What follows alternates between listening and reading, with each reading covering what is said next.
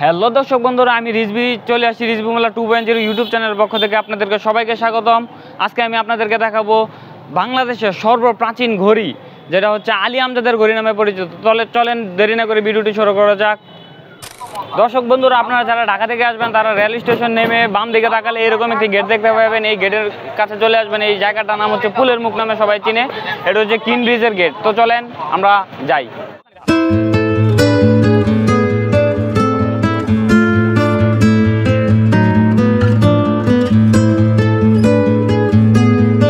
দর্শক বন্ধুরা, এইটা হচ্ছে কিন ব্রিজ। এই ব্রিজ দিয়ে আমরা আমাদের ওই পারে যেতে হবে। আপনারা আমাদের সাথেই থাকুন, চলেন।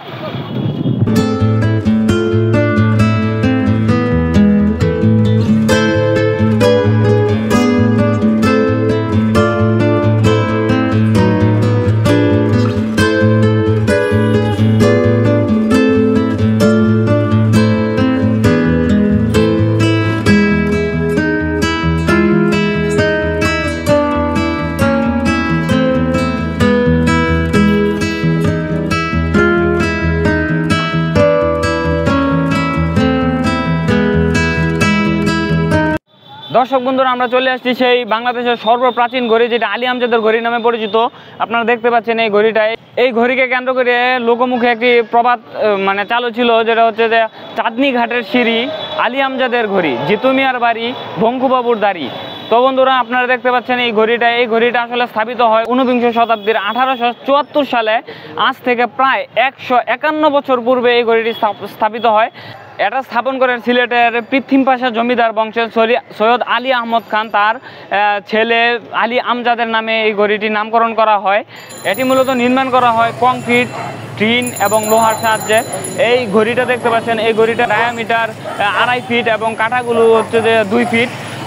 এই ঘড়িটার উচ্চতা 7.4 মিটার, যা ফুটে হিসাব করলে 24.3 ফুট, এবং প্রস্থ যদি হিসাব করেন তাহলে 5.1 মিটার বা 16.7 ফিট।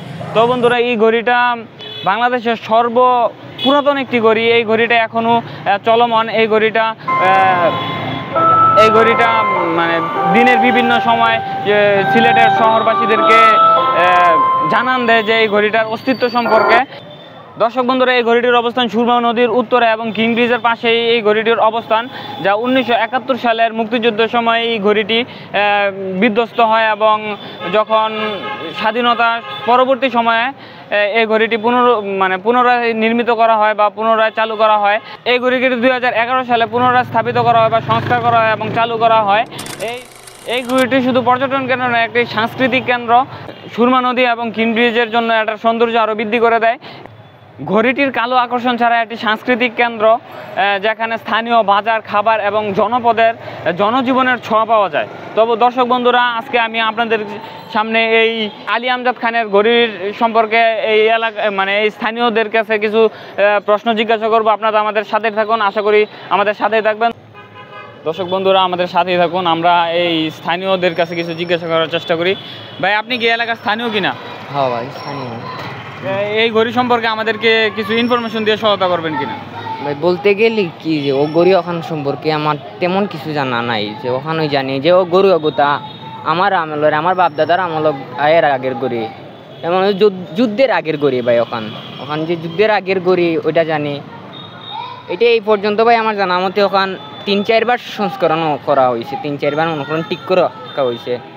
তো গড়ি ওখান এটা এখনো মনে করেন এখনো যে চলে, এটা ওইটাই অনেক গড়ি এখনো চলে। ওটাই এখনো চলে, এখনো এলাম দের। এটা দেখলে যদি আপনি যদি তখন সিলেট থাকুক অফার থাকলে দেখবা যে গড়ি ওখানে কি ওই যে 4 বার 24 ঘন্টার ভিতরে 4 বার ওখানকার এলাম দেয়। 4 বার যে এলাম দেয়, সকাল 6টায় এলাম দেয় একবার, দুপুর 12টায় এলাম দেয় একবার, আবার সন্ধ্যা 6টায় এলাম দেয়। একটু আগেই তো এই যে একটু আগে আমি এনে দাঁড়াই আসছিলাম, একটু আগে এলাম দিচ্ছে। এই যে আবার 12টার সময় আবার রাত্রে এলাম দেবো, এইটুকুই জানি ভাই, আর কিছু না। ধন্যবাদ আপনাকে আমাদের সাথে থাকার জন্য। ধন্যবাদ সবাইকে।